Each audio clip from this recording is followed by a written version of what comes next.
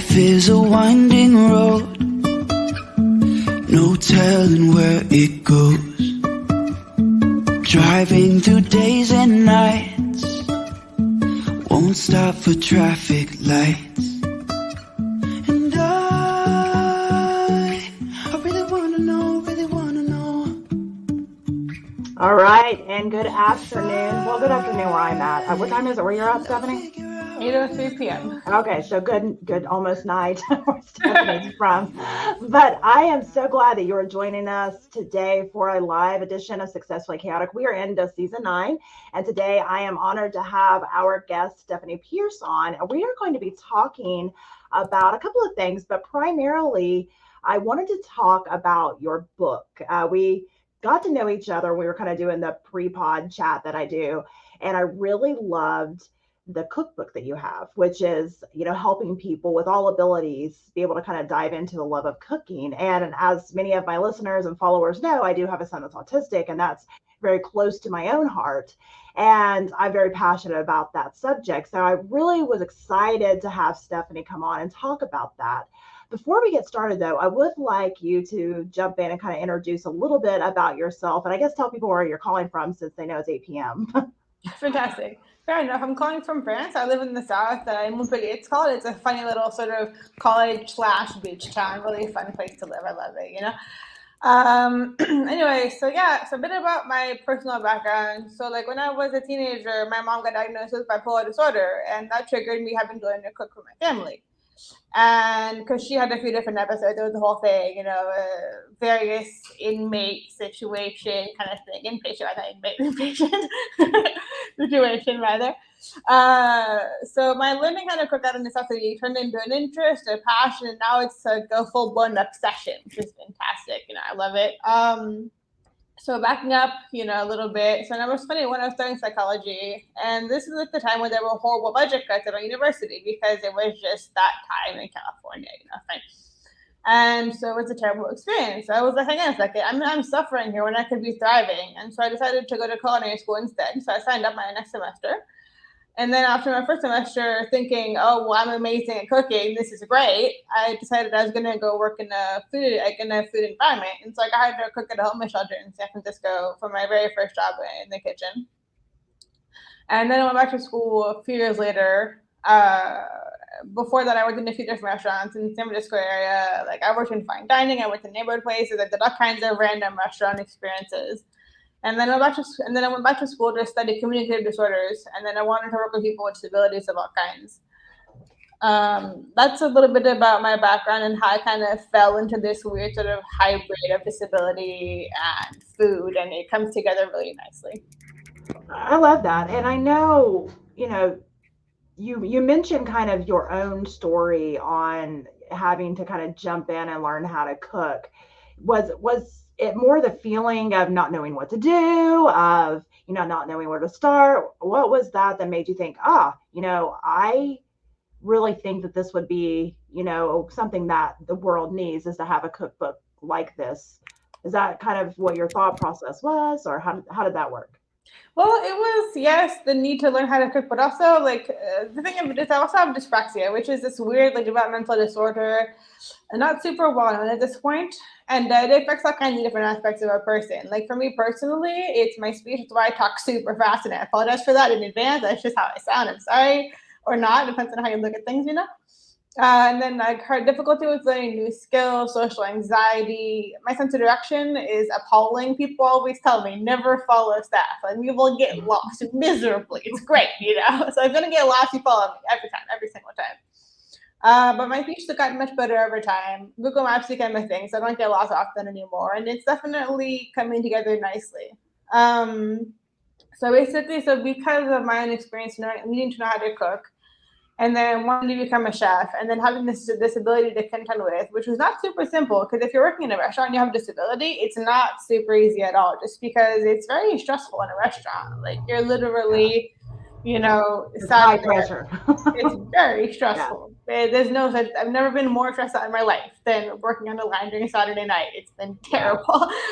So it's a lot of pressure, to be sure. Anywho, so the idea with this book came to be, like, it began as a book for beginners, and then I was like, wait a second, this is applicable to people with disabilities as well, just because it was designed to be accessible for everybody. Like, the idea was initially like very basic culinary jargon, and then step-by-step pictures, and that's sort of where I was at. And then I sort of took it one step further. I'm going to go into this a bit more, but being very intentional about the way that I could make it work for everybody, regardless of their ability.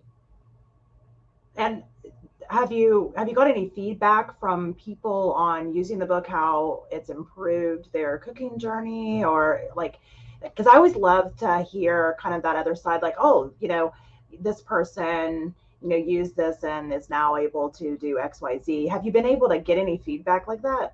Absolutely, yeah. Like, I was talking about this particular project of mine to a director of a special needs school in the Bay Area in Marin. And it's like a very fancy, super bougie, like basically like people who are wealthy who can afford to send their kids to this very exclusive school with special needs kind of thing. And he saw the book and he was amazing. He was super amazing. It's great. So he actually gave it to like one of the classes to use together, like one of the more high functioning classes, because it is still a book. There's still words, of course.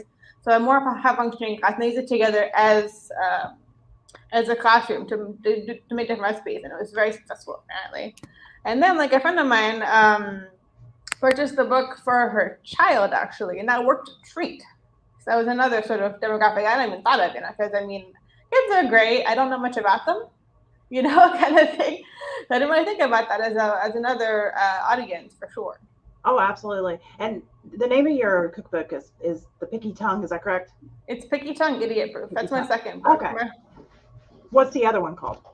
Picky Tongue, the Cookbook. And that one is a very different ballgame. That's more to tell my story. Like, that's like a culinary autobiography. So every single recipe it's a more complicated food than Idiot Proof for sure. Because, I mean, it can be, honestly.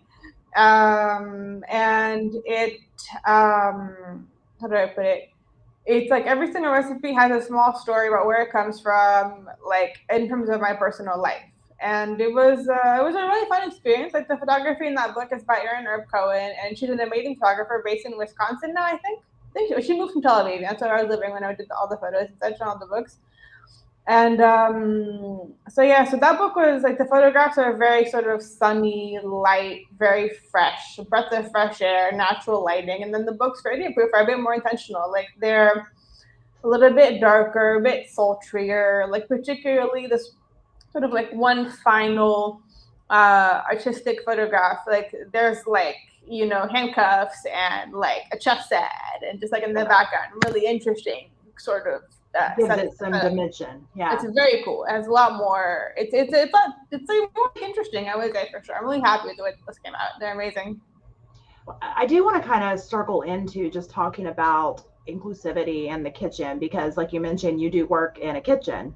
Mm-hmm. And I've worked in restaurants. I actually own a coffee shop and cafe now. So I'm not a chef, but I do have, a little bit of an idea of how kitchens run and how it goes. And you're right, it can be very stressful. It can go from completely calm and organized to just like complete chaos at the snap of a finger, just depending on who comes in, right? So when you're talking about just special needs or, any type of disabilities, that can be a challenge when you're talking about that high level pressure or stress. What is your recommendation, just based on your own experience, on how, people that own your restaurants or manage restaurants can help with that, and also people that have disabilities can help kind of manage those stressful, tense situations? Yeah, sure. Well, yes, many questions at once, which was really fun. I'm going to sort of start with I'm going to sort of take them all and answer, if that's okay with you. In terms of, in general, I personally feel, and I've asked around to my chef friends, people who own restaurants, people who work in restaurants, and everybody's felt the same way. They don't oppose people with disabilities in the kitchen. Not at all. They're all for it.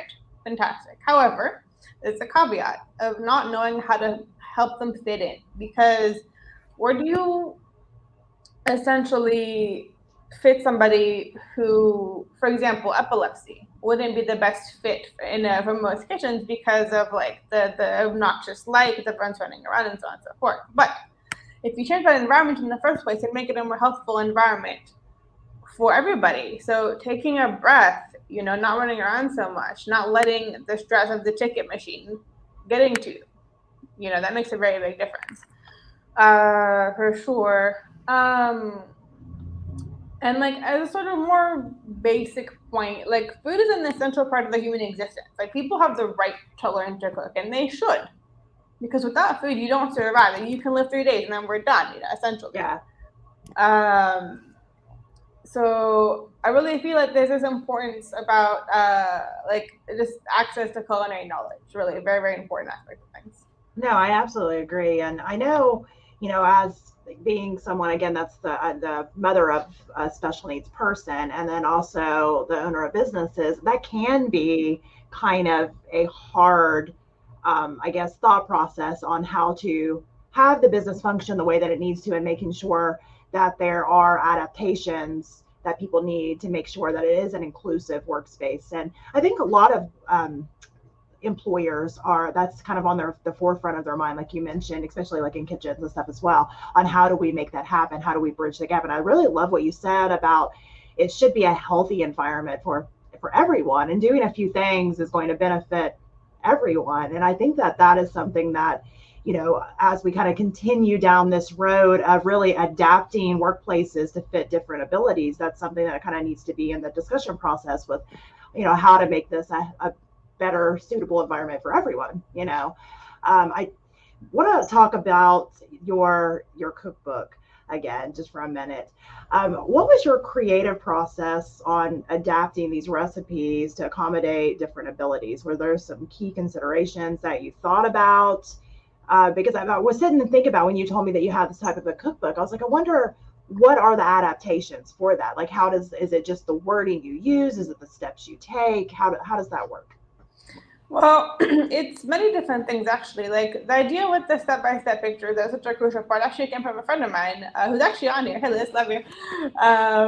Who told me, book for beginners, people who can all use this book will make it super obvious. It's obvious, to everybody, not just, like a single individual kind of thing. Yeah. That was a humongous aspect of it. Just having really every single step, pick up your lemon, juice that lemon, grate your zest, whatever. Everything is very detailed like that. That's a crucial aspect, absolutely. And then the font is very important as well. I use a very big font, like the kind that you cannot misread, or it's too loopy or too whatever. Very, very intentional, very clear font. The vocabulary, everything is like the least cookbooky jargon you could possibly think of. Like it's literally like, say you're doing fish, like take your fish, place it on the sheet tray, take your olive oil, drizzle it over your fish, whatever. You cannot, like, it's not using the fancy culinary jargon at all. It's very like every single day person. Kids as well, as I mentioned previously, can use this book. People with Down syndrome can use this book. Autism, whatever. People can all use the book. It's really wonderful. And then I was also, I found that an important part of the book was also the section about knife cuts, because most cookbooks will have like julienne the onion. Well, what's a julienne? So I did a whole section on just knife cuts, like with how to do them specifically, and then what it looks like, and so on and so forth. And then there's like sections on how to make spaghetti, different kinds of egg cookery. And then things are a bit more interesting, like, how to properly empty a pomegranate. That's not obvious for most people, in fact, not just people with disabilities. So very helpful sort of tidbits are scattered throughout the book. It's very cool. Now, I think I love that you did that, first of all. I love the idea that, because I'm sitting there thinking, I don't know that I even know because I did not go to culinary school. It's funny. People that ask me now, like, did you go to culinary school? Because I have the cafe. I'm like, no, I did not. I grew up cooking. I have a big family. I've always cooked. The whole cafe thing was kind of an accident. That's a long story. But, it's kind of one of those things that, having access to something like this, I think is great as far as family cooking too. I know I was thinking, this type of a cookbook would be perfect for families who are wanting to cook together. So then regardless of abilities or, age, this is something that a family could get together and actually prepare a meal together. That's something that I think some families are hopping on board and doing again. It used to be something we all used to do, but Right. we kind of stepped away from that a little bit. And I have noticed that there are a lot more families kind of talking about this again, like, hey, what happened to these big family dinners we used to do, back in the day, that we need to kind of do that again. But the problem is a lot of the abilities are all over the place, because some of these kids are teenagers now and have never cooked, and some adults have never cooked that I know of. So the abilities can be everywhere, regardless of, if they have a quote unquote disability or a different, ability, or, their age or whatever, just the fact that they've just never been taught how to do some of these things. And I think that, I don't know. I'd never thought about a cookbook like this until you mentioned it. And then all these light bulbs in my head went off, and I was like, that's really interesting and very much needed, which got me thinking about all kinds of things that need that same type of thought process, because, when you have a special needs kid, like my child, he's 14 now. And, when he was younger, he was kid, number 5. So by the time you have 5 kids, you think you've got this parenting thing down. You got it, right? You know what you're doing. And then he was a whole lot different of an experience. And so I had to kind of shift my thinking on parenting and how to teach him how to do certain things. And I couldn't do it the way that I did with my other children. And, I think it is important to kind of think about that. It's not that, he wasn't just as smart, actually, probably arguably smarter than my other kids even, but it was just that the way his brain processed things was different. So I had to change, and I had to kind of adapt, which is hard, at my age, to be able to, because I had to relearn how to teach, right? I had to relearn how to do all these things in a different way, to be able to explain them in a different way. And I think that's why it's so important for, you could think of employers or, aunts, uncles, grandparents, friends. It doesn't even have to be like your child or your friend's child or whoever it is. I think it's important to kind of think about, like, some of these things that we take for granted that we know how to do, that may not have been their experience on being able to learn those things. And, I love this idea. I really do. And I do want to ask again too, when you're thinking about teaching someone, cooking, regardless of ability, are there specific tools or gadgets that you recommend for simplifying the cooking process? And does that matter depending on, like, the different abilities, or? Well, okay, I spent 3 years in London teaching adults with learning disabilities how to become chefs. So I taught all kinds of disabilities. Like, there was autism, Down syndrome, epilepsy, left side brain damage, all kinds of various, abilities. And then with that came different physical skills, different cognitive abilities, different interests, different physical aptitudes, and communicative components as well, of course. But I'm not much of a person for gadgets, really. I mean, I would recommend some cut gloves if you want to avoid disasters, honestly, because no one wants to be bleeding all over the place. It's no fun. So maybe some cut gloves. Otherwise, just go, really, Just simple. I mean, I always started small with them, and when I'm still teaching today, I start quite small. So first, we make a salad. So this is how you learn, talk about different ingredients. You can talk about different seasonings, introduce spices if you're into that, or herbs in this case, more likely, honestly. So starting with that, and then working your way up into doing like a soup, because then you don't have to worry too much about how it's going to look. It's going to be pureed down, right? So you can literally just have some sloppy nice skill that you're learning with, and you just sort of work with that. And then that way you learn how to use different kind of tools, like a blender, or, learning how to control the heat source, super important. Like learning the difference between a full-blown boil versus just a simmer. It's a crucial aspect of cooking. It's simple, but it's not obvious necessarily, No, So, I like that idea. Like, for example, when I was in London, I had different apprentices, and I worked with them every single day for a year each. So one person I worked with, he has Down syndrome, and I still say autism to this day. No one believes you, but I still say autism. It's one of those things, how it is. Come on. And he also has selective mutism, and he was super adorable. Like, I love people with Down syndrome; they're amazing. They're so wonderful, really. And he was super cute, and he needed his hugs and his physical encouragement because he wasn't really much one for speech, because he just didn't really talk to me for the first 6 months. Like, maybe a couple words, hello, goodbye, and then we're done. Everything, all the communication was very much nonverbal. It was really interesting. Loved it, And even this person learned how to cook like a beast. At the end of his year program, he was making cakes and wonderful, like, Middle Eastern dishes was my thing at the time. So he was super into that. He just took on all this information without being able, or not without being able, but without choosing that he needed to be speaking, for example. It was really wonderful. And then I worked with somebody else who's memorable as well with autism. A more high functioning person, I would say, for sure. Quite verbal, for sure. He came in super into food anyway, so that was one less thing to contend with someone who's kind of hunched over, like, I don't want to be here. Yeah. It was none of that. None of that. Yeah. It was great. And he was really into baking, which I could do a bit at the time, but not as well as I do now. I've had a lot of practice since then, but he left his program, and he was better at baking than I was at the time, by a lot, actually, because he was the kind of person, who's very into detail, which is somebody with dyspraxia I struggled with. So, like, the restaurant, I'd be like, you're making the cake, you doing all the finicky little bits I can't do properly. You can do that. I'll do my thing over here on this side. Why don't we halfway? It's great, Yeah. And his whole thing was just to tell me, oh, I'm autistic, I don't want to do this, I can't do this. I've got dyspraxia, now you can get back to your station, and we're going to meet halfway, and that's that. And that was it. It was really fun and really great, and really cool experience, to be sure.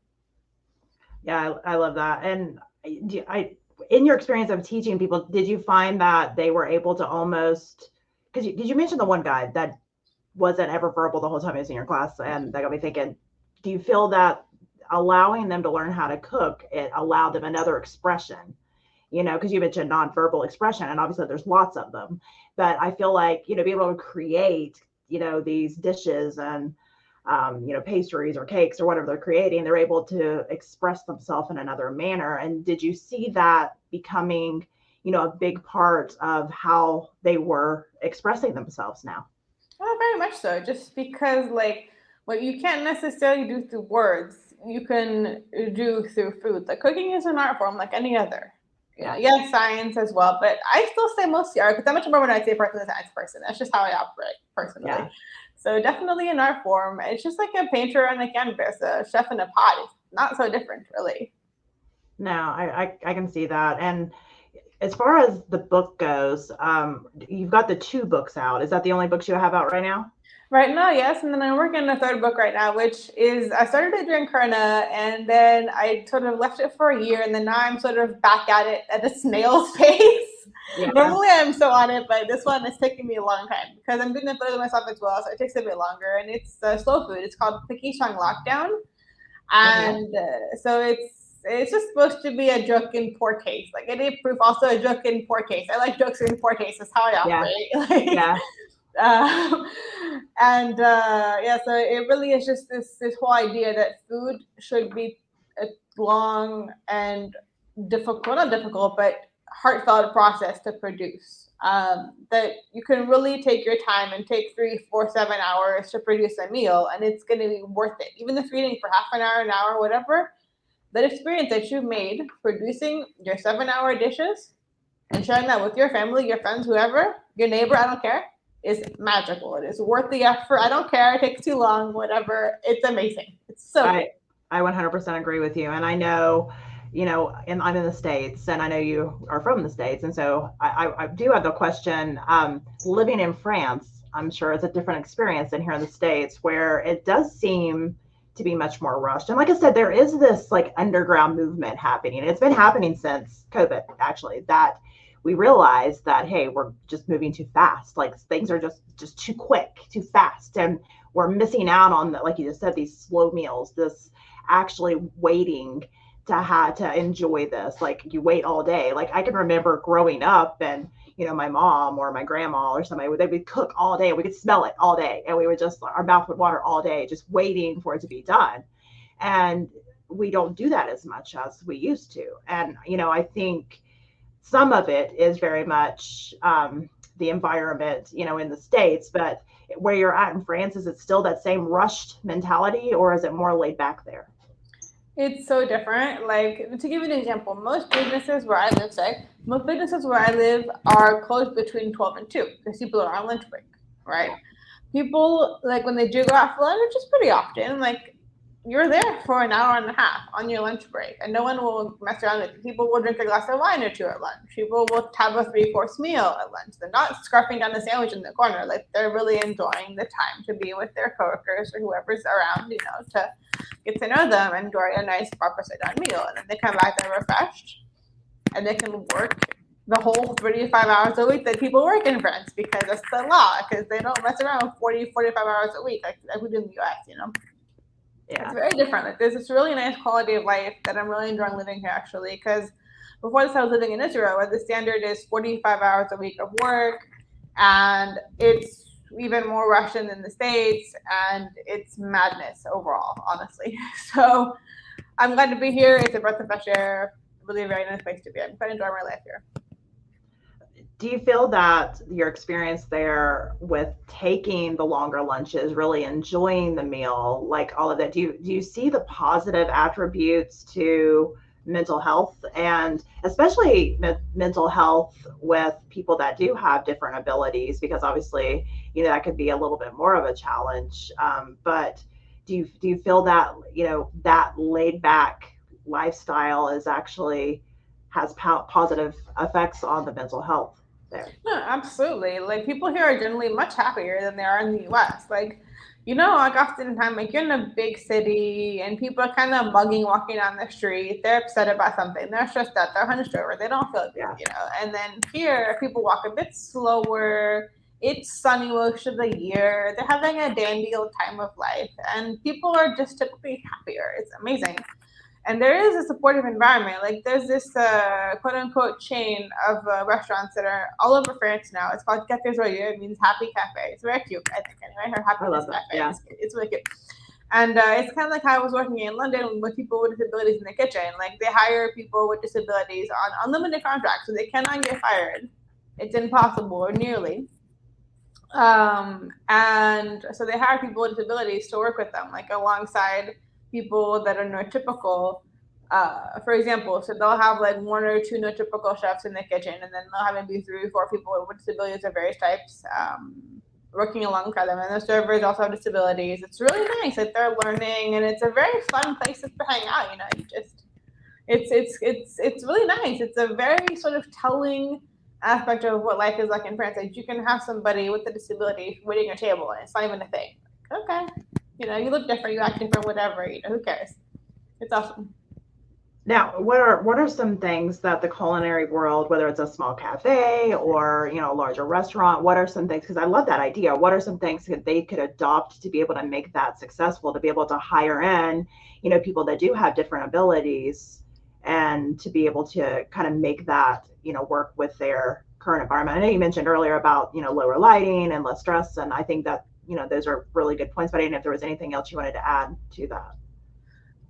For me, the most important aspect really is just the knowledge. Like, what is a disability? What are some of the attributes of people with disability? What are some strengths, especially what are, I guess, not weaknesses per se, but just things to be aware of.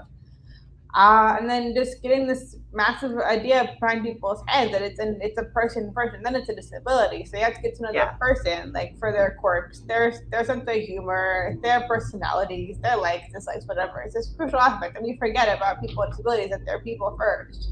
We're people first, in fact, if I can say so. And it's very, very important, honestly, and it's forgotten so often. Awesome. Well, I do want to let everyone know kind of where they can find your books, where they can kind of find out more about you. I don't know if you're everywhere as far as like social media and all that, but I would like to be able to leave them with somewhere to kind of be able to check out your books and, follow a little bit more about your journey. if you wanted to kind of get that out. And if the people are listening to this on the podcast platform, all of the links and stuff will be in the show notes below. But right now I'm going to have her kind of shout it out live here. Sure. So my books are on Amazon. So it's very simple. Picky Tongue Idiot Proof is the one for disabilities, and then Picky Tongue the Cookbook for my story. And then you can find me on Instagram at Picky Tongue Cooking. All one word, no dashes, underscores, whatever nonsense. Which that's awesome. And I'm going to get the book. I'm excited about it. And I know, here I've been talking to my son. Like I said, he's 14 and he's going to be trained to be a barista here. And, I'm kind of, some of the questions I was asking also for myself because, again, we're in this part of the journey that it's like, okay, well, I've never had a child with autism, and he is higher functioning as well at this point in his journey. He wasn't like years ago in his journey, but he is now. And, I'm learning too, right? And so then I've also never trained him to be a barista. So I'm learning too, and I've never trained him to do these things. So I'm very interested in, getting the book myself and being able to kind of share that with him. And I encourage if you're listening right now and, you have a loved one or a friend, family member that, would enjoy this book, that you go to the link that's in the show notes and kind of check that out. Christmas is right around the corner, so this would make a great gift as well. So is there anything else that you would like to share with our audience before we hop off here? Yeah, but just as a general message, like to work with people with disabilities, all you really need is to have the good intention and just to be able to exercise patience and kindness, which are good life lessons anyway. So just jump on that. It's very important. I love that. Perfect. I couldn't have ended this better. And thank you all for listening so much. If you are listening on your favorite podcast platform, please make sure you hit subscribe to never miss an episode, and check you all out next time. No telling where it goes. Driving through days and nights. Won't stop for traffic lights.